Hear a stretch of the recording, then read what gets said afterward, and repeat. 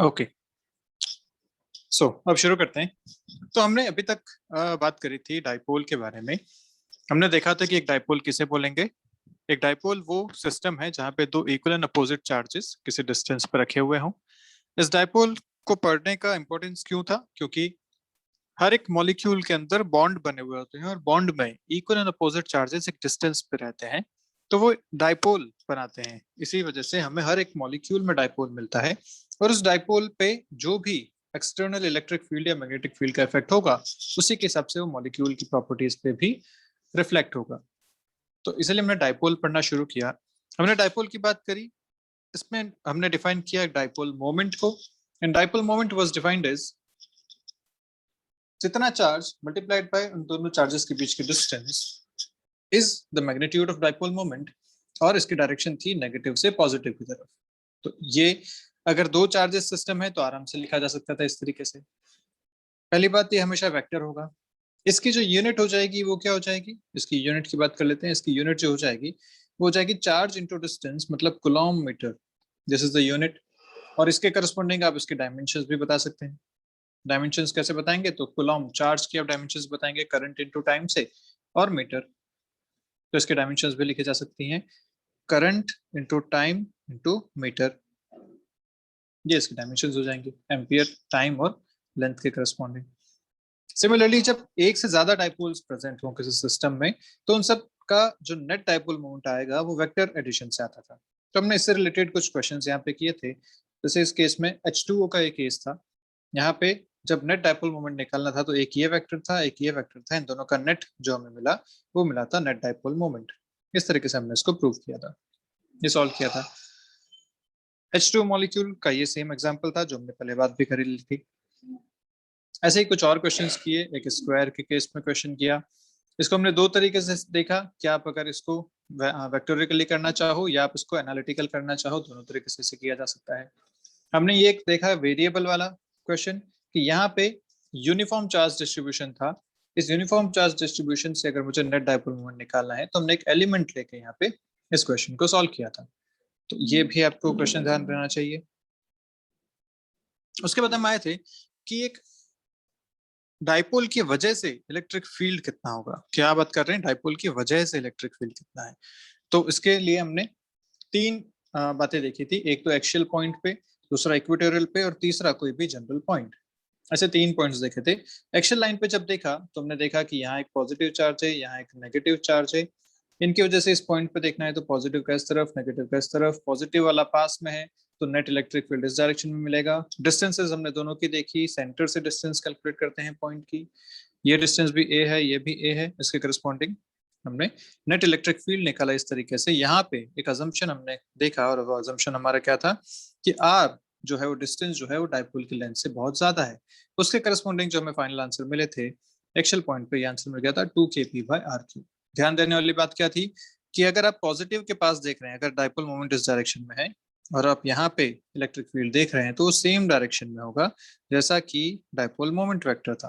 P vector और E vector दोनों same direction में होंगे। दूसरी बात यहाँ ध्यान देने वाली ये थी कि जब आप एक चार्ज की वजह से देखते हैं तो k/r² देखते हैं। यहाँ पे आप देख रहे हैं kp/r³। तो ये एक यहाँ पे वेरिएशन आया था और बता भी सकते हैं आसानी से क्यों ऐसा हो रहा था। क्योंकि पीक में आप देखिए तो लेंथ भी है और चार्ज भी है। तो लेंथ से एक लेंथ की डायमेंशन, ये लेंथ की एक डायमेंशन एक लेंथ की डायमेंशन से कट जाएगी तो यहाँ ऊपर स्क्वायर आ जाएगा और ऊपर क्यू आ जाएगा। तो डायमेंशन वाइज करेक्ट है, उसमें कोई दिक्कत वाली बात नहीं है। दूसरा जो हमने पॉइंट देखा था कि अगर इक्वेटोरियल पोजीशन पे है तो इक्वेटोरियल पोजीशन पे कैसे देखा जाएगा। तो इक्वेटोरियल पोजीशन के लिए हमने देखा कि यहाँ पे एक पॉइंट मान लेते हैं। इस पॉइंट पे अगर हमें देखना था इलेक्ट्रिक फील्ड तो एक नेगेटिव चार्ज एक पॉजिटिव चार्ज दोनों की वजह से इस तरीके से बनेगा नेट इलेक्ट्रिक फील्ड इस डायरेक्शन में बनेगा। फिर से आपने यहाँ पे ये फाइनल आंसर निकाला था, आपने अपना अजम्पशन लिया, अजम्पशन लेके जो फाइनल आंसर आपको मिलता है वो मिलता है -kp/r3। यहाँ ध्यान देने वाली बात क्या है कि जिस डायरेक्शन में डाइपोल मोमेंट है उसकी अपोजिट डायरेक्शन में यहाँ पे इलेक्ट्रिक फील्ड आपको मिलने वाला है इक्वेटोरियल पॉइंट पे।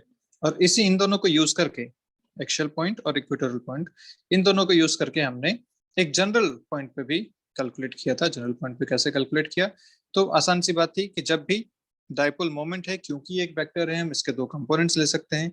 तो लेट्स से जनरल पॉइंट यहाँ पे है जिसका पोजीशन वेक्टर इस डाइपोल के साथ एक एंगल थीटा बनाता है एट अ डिस्टेंस r।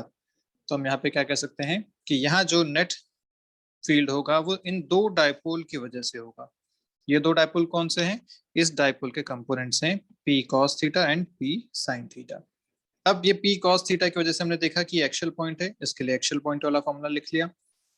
इस p sin थीटा की वजह से हमने देखा कि ये जो पॉइंट है ये इक्वेटर पे है, तो इसके लिए इक्वेटोरियल वाला फॉर्मूला लिख लिया, अपोजिट डायरेक्शन में डायरेक्शन बना दी। ये p sin थीटा इधर, तो फील्ड बना इधर।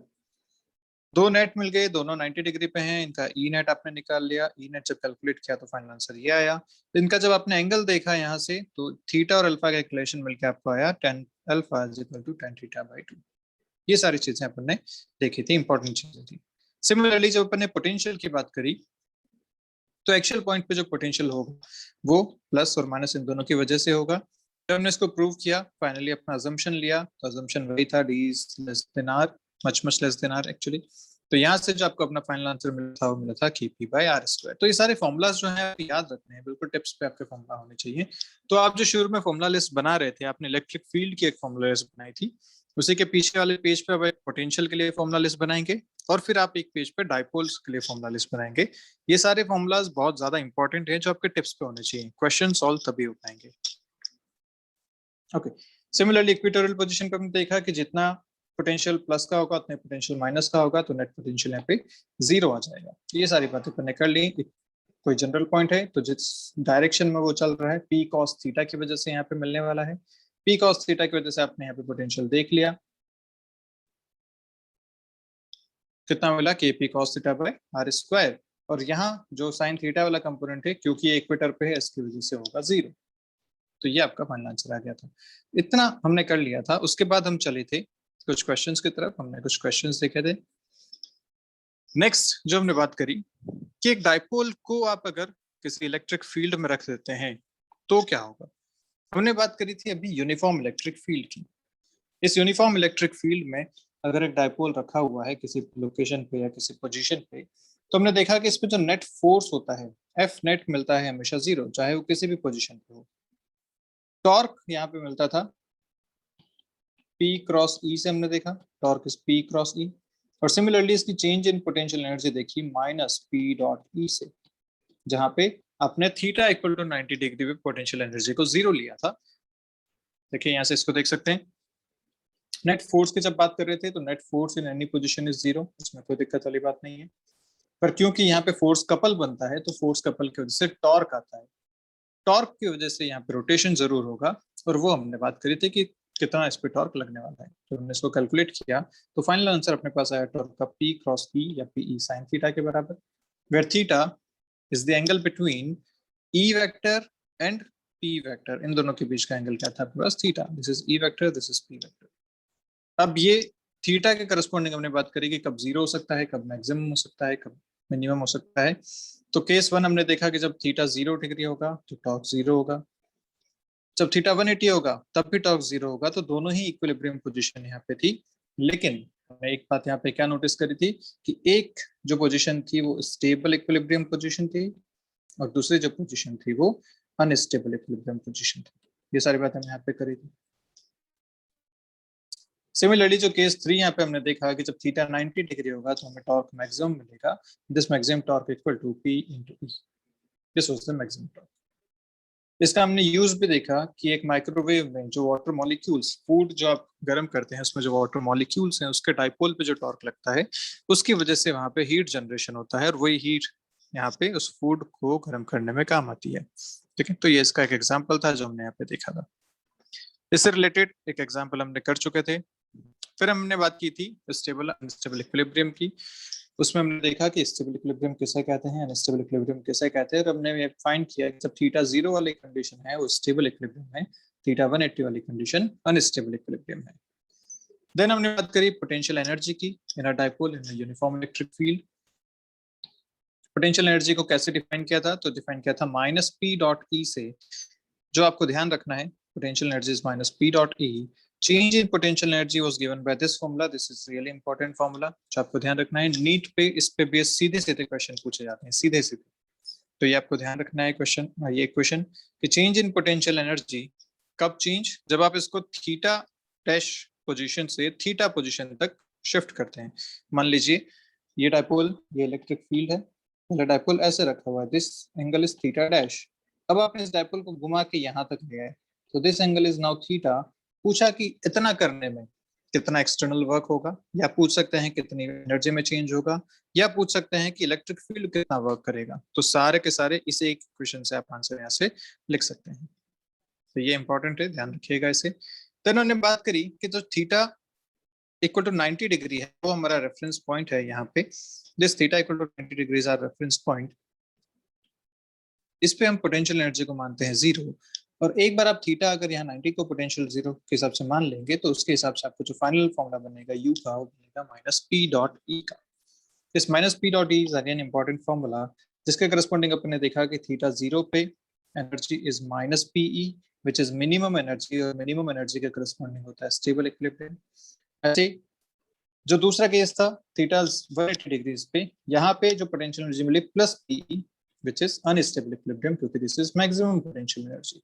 और तीसरा हम जानते हैं थीटा जीरो पे ये आपका रेफरेंस जीरो था एनर्जी का। तो ये सारी बातें हमने अभी तक डाइपोल के केस में करी थी। एक क्वेश्चन अभी करते हैं, उसके बाद अपन आगे बढ़ते हैं। डाइपोल से रिलेटेड आज कुछ बातें और करेंगे, और फिर डाइपोल वाला टॉपिक आज अपन खत्म कर देंगे। अब मेरे को लगता है कि अपना मैक्सिमम 1 या 2 लेक्चर्स में ये चैप्टर भी अपन खत्म कर देंगे, उसके बाद शुरू करेंगे कैपेसिटर्स। नेक्स्ट अपना चैप्टर रहेगा कैपेसिटर्स का। तो चलिए, ये क्वेश्चन आपके सामने है, देखिए जल्दी से, बताइए आंसर क्या कह रहे हैं। जितना अभी तक हमने पढ़ा उसी से रिलेटेड एक क्वेश्चन है।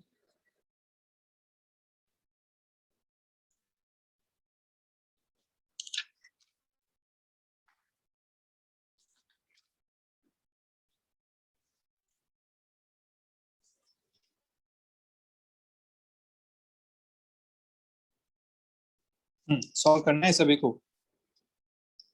आसान क्वेश्चन है। देखिए क्या कह रहा है, water molecule electric dipole moment इसका दे दिया पी। सैंपल कंटेन्स इतने वाटर मॉलिक्यूल्स, तो इतने यहाँ पे डाइपोल्स हैं, with all the dipoles moment aligned parallel to the external electric field, parallel to the external electric field, electric field दे दिया। बोला है कि how much work is required to rotate all the water molecule from 0 to 90 degrees। तो theta dash आपको 0 दे रखा है और theta आपको 90 डिग्रीज दे रखा है, और आपसे पूछा है कि कितना वर्क यहाँ पे चाहिएगा। एक को आप निकाल लीजिए, एक का वर्क निकाल लीजिए, मल्टीप्लाइड बाय सारे वाटर मॉलिक्यूल्स कर दीजिए, तो आपका आंसर आ जाएगा। तो बताइए जल्दी से इसका आंसर क्या होना चाहिए। मैं आपके लिए फॉर्मूला यहाँ पे फिर से शो कर देता हूँ आपको, जो फॉर्मूला आपने लिखा था। This was the formula.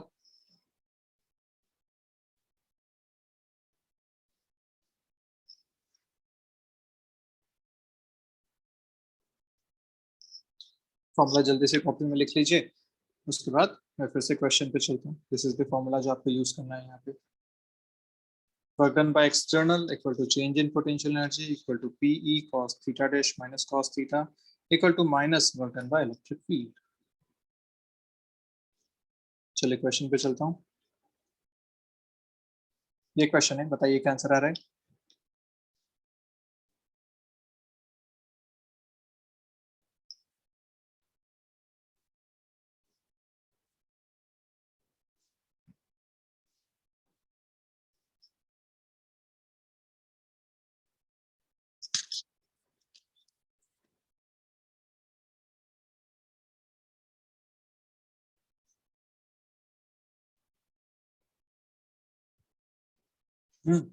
जल्दी बताइए क्या आंसर आया।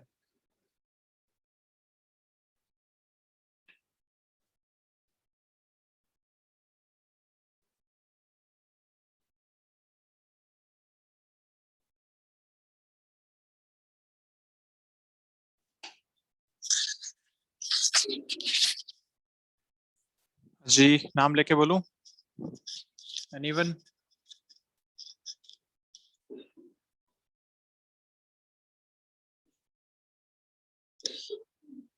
सानिका, सॉल्व हुआ क्वेश्चन या नहीं हुआ तो बोलो। Sir 18.9 into 10 to power -3 joules आ रहा है। ओके ठीक है, चेक कर लेते हैं। तुमने बोला 18.3 इंटू 10⁻⁹ या उल्टा लिखा सर है? 18.9 into 10⁻⁻3। इतना जूल्स, ये तुम्हारा आंसर है। चलिए चेक करते हैं। सो आपको पूछा है what how much work is required, मतलब work done by external agent आपसे पूछा गया है, और ये आपने लिखा PE cos theta dash minus cos theta. ये होता है एक का वर्क डन, एक डायपोल को रोटेट करने का वर्क डन। थीटा डैश आपको दे रखा है 0 डिग्री, देखो 0 से 90 बोला है, थीटा बोला है 90 डिग्री। सारी वैल्यूज पुट करो। पी आपको दे रखा है यहाँ पे ये, और सारी वैल्यूज एसआई यूनिट्स में है, कोई दिक्कत वाली बात नहीं, कोई यूनिट्स को चेंज करने की जरूरत नहीं है। ई आपको दे रखा है ये 3 इंटू 10⁵ कॉस थीटा डैश, तो cos 0 degrees minus cos 90 degrees. ये आएगा एक का, मैं मल्टीप्लाई कर देता हूँ नंबर ऑफ डायपोल्स से। सो नंबर ऑफ डायपोल्स यहाँ पे है 10⁻²2, इसको भी मैंने मल्टीप्लाई कर दिया, तो ये टोटल वर्क डन आ जाएगा, वर्क डन एक्सटर्नल टोटल।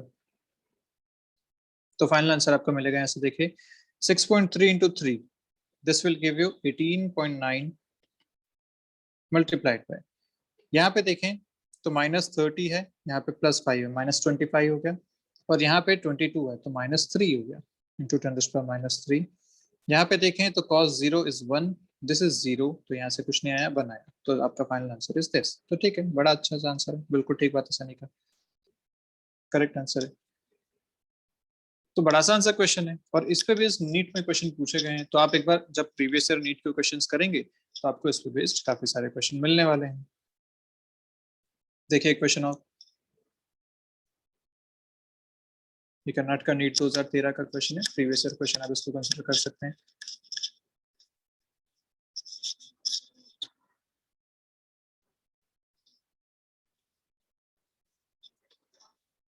जो लोग सॉल्व करते हैं वो आंसर भी दीजिए साथ में, आंसर बताइए अपना।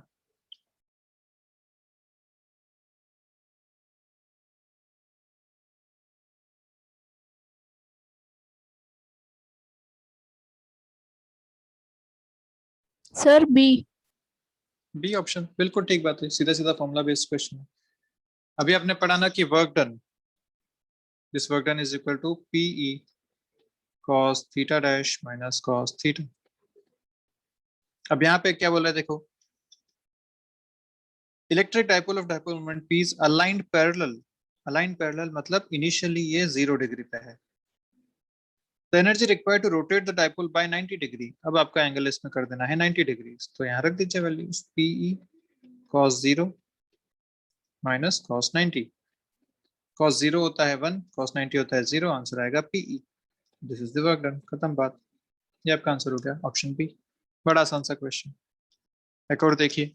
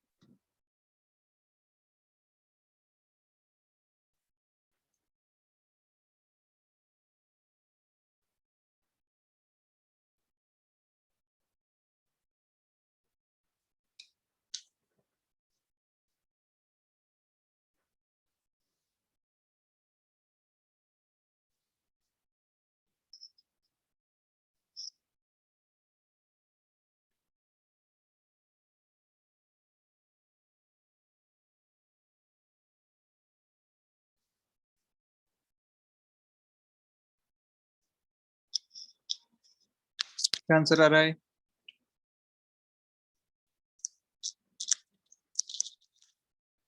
एक डायपोल मोमेंट P है, इलेक्ट्रिक इंटेंसिटी E है, जिसका आंसर आ जाए वो बीच में आंसर बता देना मुझे। The dipole acquires a position such that the axis of the dipole makes an angle theta with the direction of the field, angle theta दे दिया। Assume that the potential energy of the dipole to be 0 when theta equal to 90 degree, ये तो अपन मान के ही चलते हैं वैसे भी। The torque and the potential energy of the dipole will respectively be, अरे इतना आसान क्वेश्चन है, फॉर्मूला है तो है ये, बताओ जल्दी से। Sir option A. Option A, किसका आंसर था ये? Sir Dhubri. Dhubri, okay. So option A, आप कह रहे हो ध्रुवी, पूछा है आपसे torque and potential energy respectively. चलिए, तो अपने को पता है टॉर्क का जो फॉर्मूला होता है P क्रॉस E, वैल्यू आती है PE साइन थीटा। तो ठीक बात है, PE साइन थीटा वाला ऑप्शन अपना करेक्ट होना चाहिए। तो ये और ये तीनों ऑप्शन है अपने पास, इन तीनों में से कोई एक आएगा। तो एनर्जी भी चेक करते हैं। पोटेंशियल एनर्जी हमें पता होती है -P.E, ये भी हमने देखा। तो आंसर आ जाएगा -PE cos थीटा। खत्म बात। So option A. सीधा फॉर्मूला बेस्ड क्वेश्चन पूछा है, फॉर्मूला याद है, आंसर मारो, आगे बढ़ो। चलिए एक क्वेश्चन और कीजिए, फिर ये प्रीवियस ईयर क्वेश्चन हो जाएंगे। मैं कुछ और क्वेश्चंस आपसे कराऊंगा अभी।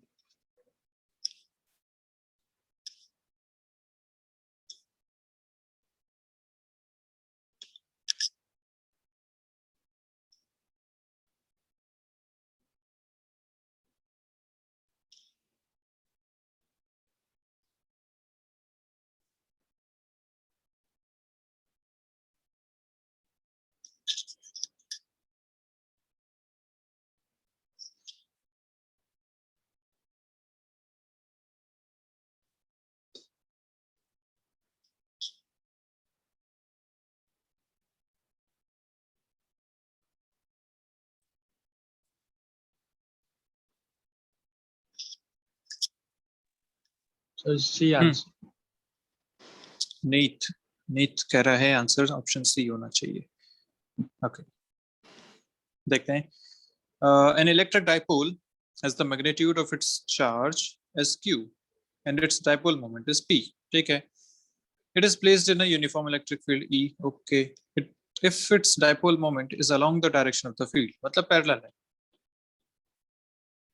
the force on it and its potential energy are respectively। ओहो, इतना आसान क्वेश्चन है यार ये तो। ऐसा इलेक्ट्रिक फील्ड है, डाइपोल भी इसी डायरेक्शन में है।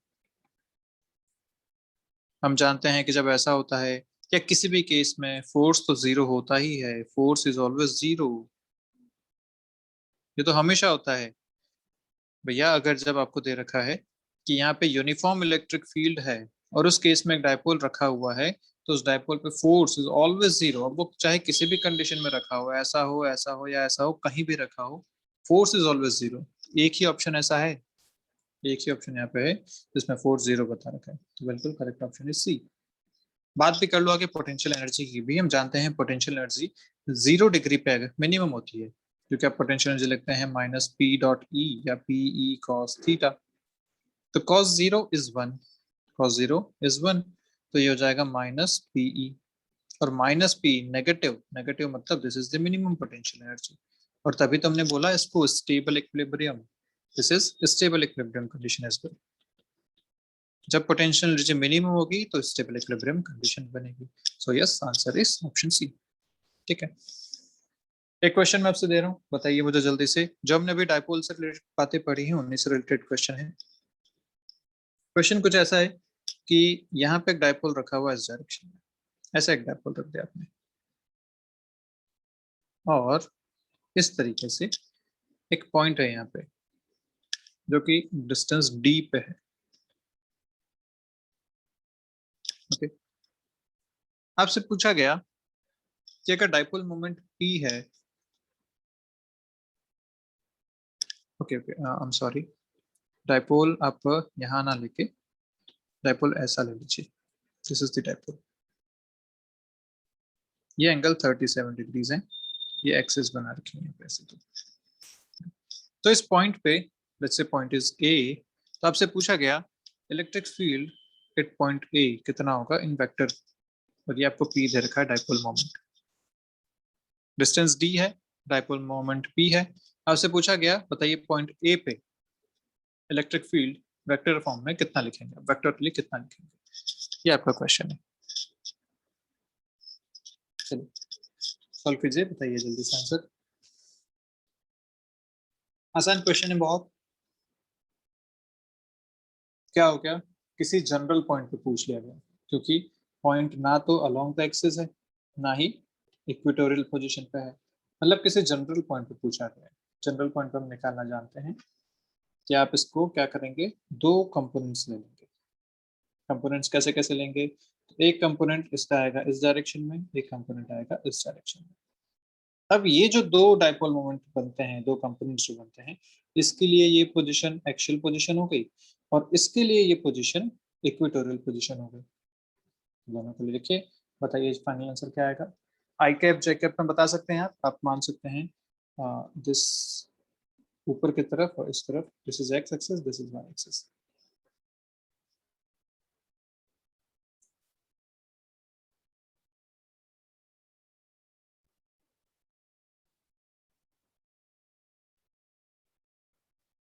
कंपोनेंट्स कितने कितने आएंगे,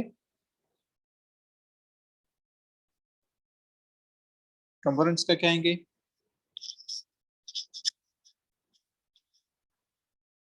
हाँ भाई इधर वाला कंपोनेंट कितना लिखूं, बोलिए बोलिए जल्दी बोलिए, इधर वाला कंपोनेंट कितना लिखूं। P cos 37 degree. cos 37 कितना होता है,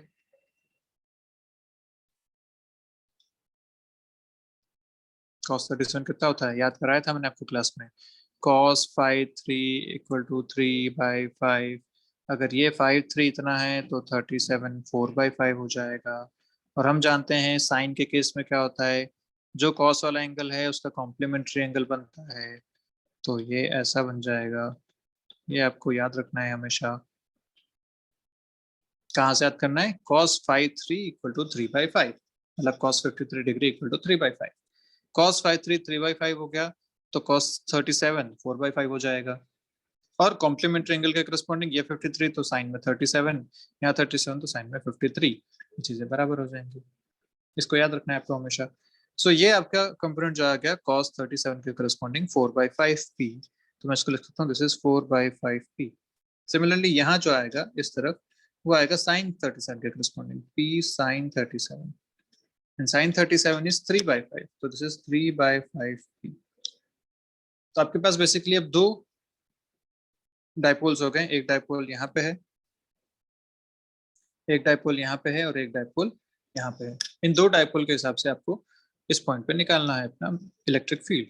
तो हम जानते हैं कि इलेक्ट्रिक फील्ड की जब बात करेंगे तो जो एक्सियल है उसकी वजह से तो इसी डायरेक्शन में आएगा, जो इक्वेटोरियल है उसकी वजह से अपोजिट डायरेक्शन में आता है।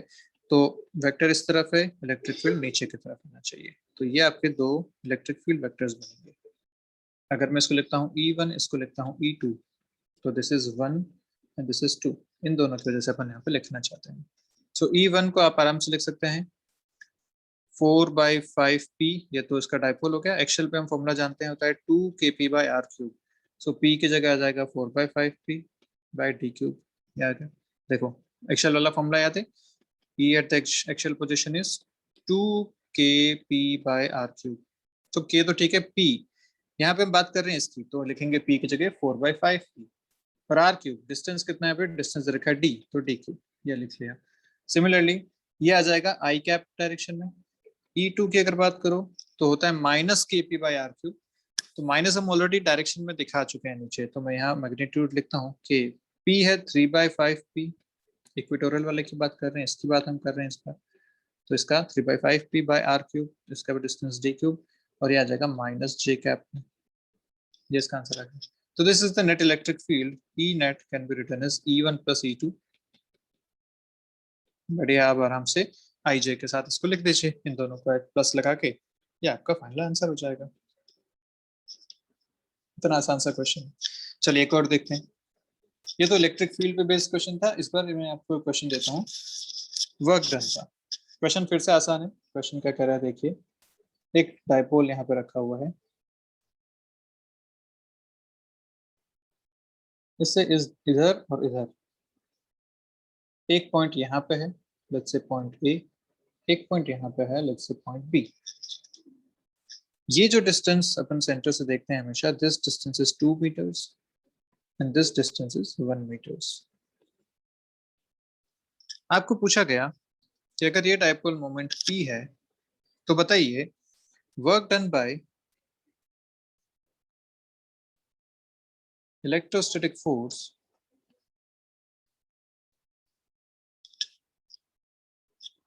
in moving a charge Q0 from A to B। ये आपका क्वेश्चन है। क्या करना है कि यहाँ पे अगर आपने एक चार्ज क्यू नॉट रखा हुआ था तो इस चार्ज को ए से बी तक लेके जाने में इलेक्ट्रोस्टैटिक फोर्स का कितना वर्क डन होगा, ये आपसे पूछा गया है। ठीक है, ये आपका क्वेश्चन है। अब ये क्वेश्चन देखो, वर्क डन आते ही आपको दो बातें चमकती हैं कि यार यहाँ पे कोई एक्सटर्नल इलेक्ट्रिक फील्ड तो नहीं है, एक्सटर्नल इलेक्ट्रिक फील्ड तो नहीं है। मतलब अभी जो आप फॉर्मूला देख रहे थे कि work done equal to PE cos of theta one minus cos of theta two, वो फॉर्मूला तो यहाँ नहीं लग पाएगा, क्योंकि ये लगता है जब एक्सटर्नल इलेक्ट्रिक फील्ड में एक डायपोल रखा हुआ हो और उसको आप घुमाओ, किसी एंगल पे चेंज करो। यहाँ तो आप क्या कर रहे हो कि डायपोल फिक्स्ड है, एक चार्ज बाहर रखा हुआ है, उसको आप उठा के यहाँ से यहाँ तक लेके आ रहे हो। तो इस केस में हम जानते हैं इलेक्ट्रोस्टैटिक्स में हमने क्या पढ़ा है, इलेक्ट्रोस्टैटिक्स में हमने पढ़ा कि भैया अगर पोटेंशियल चेंज होता है तो हम आराम से वर्क डन भी लिख सकते हैं Q डेल्टा V से। और क्योंकि यहाँ पे work done by electric field पूछा है तो एक माइनस का साइन आएगा, क्योंकि आपने पढ़ा था this is equal to minus of work done by external agent. Work done by external agent was Q delta V equal to minus of work done by electric field, तो यहाँ से work done by electric field हो जाएगा minus Q delta V। So delta V हो जाएगा, कहां से कहां तक लेके जा रहे हैं, तो फाइनली बी तक ले जा रहे हैं, कहां से ले जा रहे हैं, ए तक ले जा रहे हैं। तो ये आपको कैलकुलेट करना है। अब आपका क्वेश्चन क्लियर है आपके सामने। कैसे क्लियर हो गया भैया, तो क्लियर ऐसे हो गया कि अगर आप यहाँ बी पॉइंट का पोटेंशियल लिख दें ड्यू टू अ डाइपोल और ए पॉइंट का पोटेंशियल लिख दें ड्यू टू डाइपोल, तो आपका आंसर यहाँ से आ जाएगा। तो बताइए जल्दी से क्या आंसर आना चाहिए।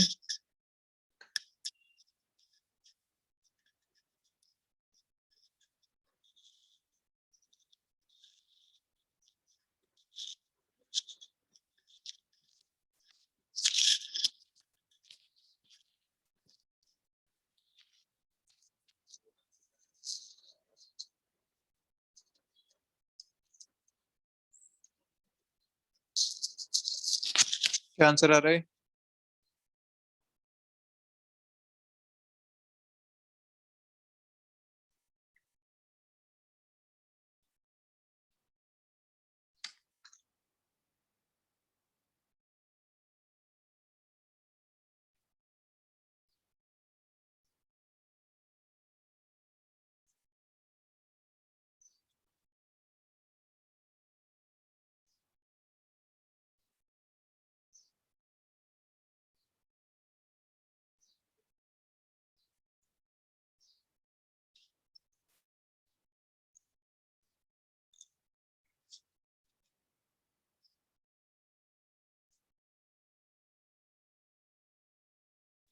बताइए बताइए जल्दी बताइए क्या आंसर आ रहा है।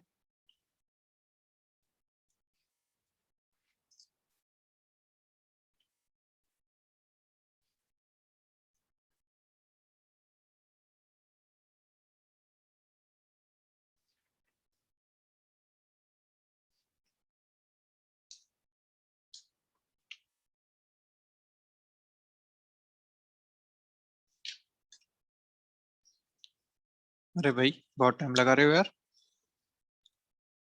चलो तो आपको पहले बी पे पोटेंशियल लिखना है। बी पे पोटेंशियल कैसे लिखोगे? बी पॉइंट यहाँ पे है। मुझे पता है कि जब एक डाइपोल की बात होती है तो डाइपोल की वजह से जो पोटेंशियल एक्सियल पॉइंट पे होता है उसे लिखा जाता है के पी बाय आर स्क्वायर से। This is the potential on an axial point, के P bye R square.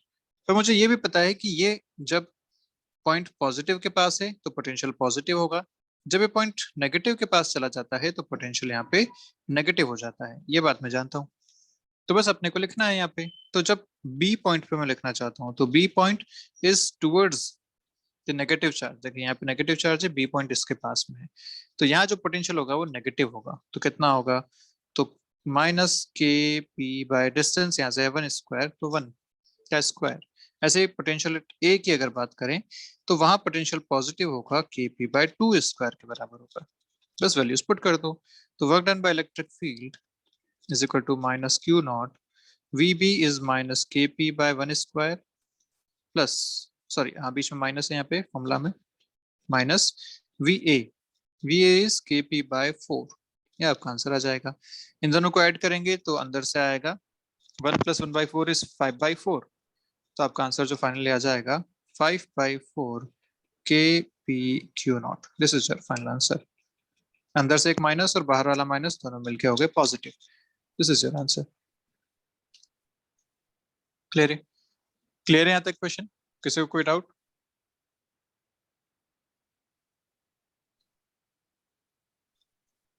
Yes no जल्दी से. क्लियर है? Yes, sir. बाकी लोग? Yes, sir. Yes, sir. Yes, sir.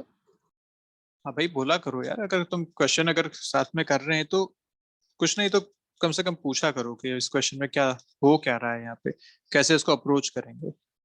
बैठे बैठे क्वेश्चन नहीं होने वाले भैया, इन्वॉल्व होगे तभी क्वेश्चन हो पाएंगे. चलो एक क्वेश्चन और करो. क्वेश्चन आपसे क्या कह रहा है कि एक यूनिफॉर्म इलेक्ट्रिक फील्ड है ऐसा, यहाँ पे एक डाइपोल ऐसे रखा हुआ था, उसको घुमा के आप यहाँ तक ले आए. This was initial position, this is final position. ये एंगल पहले था 37 डिग्री, ये एंगल अब है 53 डिग्रीज. सो आपसे पूछा गया, एंगल चेंज कर लेते हैं, this angle is 53, this is 37, 53 और अब आ गया आपका 37 पे. वही डाइपोल है, डाइपोल मोमेंट P है. आपसे पूछा गया find work done by electrostatic force in moving a dipole from initial to final position. Uniform electric field की बात यहाँ पे हो रही है. पूछा है find work done by electrostatic force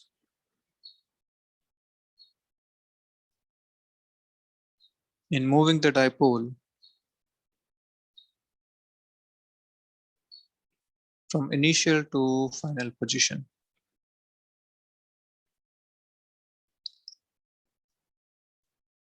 ये आपका क्वेश्चन है. अच्छा अपनी मीटिंग ओवर होने वाली है तो इस क्वेश्चन को फिर से ज्वाइन करते हैं और फिर इस क्वेश्चन को सॉल्व करते हैं. एक बार लीव करेंगे फिर से ज्वाइन करेंगे.